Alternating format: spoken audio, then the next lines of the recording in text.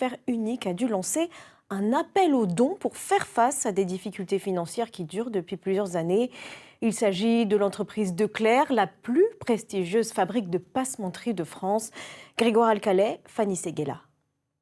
Ce type de maison porte bien plus qu'une activité, elle transmet un patrimoine, une histoire, des gestes. Les commentaires élogieux affluent, les dons aussi. Chaque jour, Elisa Declercq et sa nièce Margot scrutent la cagnotte en ligne et ce qu'elle voit leur donne l'espoir de voir leur entreprise survivre. Je ne sais pas si c'est la cagnotte qui sauvera, mais je pense que c'est surtout l'intérêt des gens qui va sauver et le regain d'intérêt pour cette petite boîte qui se bat depuis tant d'années. Ici, on confectionne des ornements et décorations d'intérieur depuis 1870 grâce à des métiers à tisser d'époque. La passementerie traverse les âges, non sans difficulté tout de même. La crise économique de 2008 a fait perdre 50% du chiffre d'affaires de l'entreprise. Aujourd'hui, elle n'a toujours pas retrouvé tous ses clients. Faute de moyens, on n'a plus les moyens d'aller aux États-Unis, on n'a plus les moyens d'aller en Angleterre, etc. Donc la trésorerie, c'est ce qui fait que le manque de trésorerie finit par nous étouffer en fait. La société a déposé le bilan il y a 1 an et enchaîne les plans de sauvegarde depuis. Un avenir en sursis. La corde s'est enroulée, donc du coup ça l'a coincé quoi. Donc du coup il n'y a plus de frein. Nelly, salariée depuis 6 ans, n'imagine pas arrêter. Parce que j'ai eu un coup de cœur là-dessus. Je viens travailler sans reculer quoi.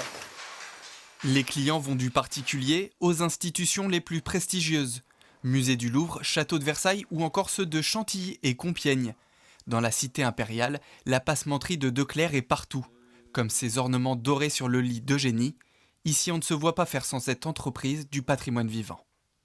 Parce qu'ils savent faire à la perfection, parce qu'ils utilisent des métiers qui étaient ceux qui étaient utilisés sous le Second Empire, et que du coup il y a une certaine continuité de savoir-faire entre ce qui était réalisé à l'époque d'Eugénie et puis ce dont nous avons besoin. Le 20 mai prochain, la famille Declercq va présenter au tribunal de commerce un plan prévoyant notamment une baisse des prix pour être plus compétitif. Objectif, éviter la liquidation.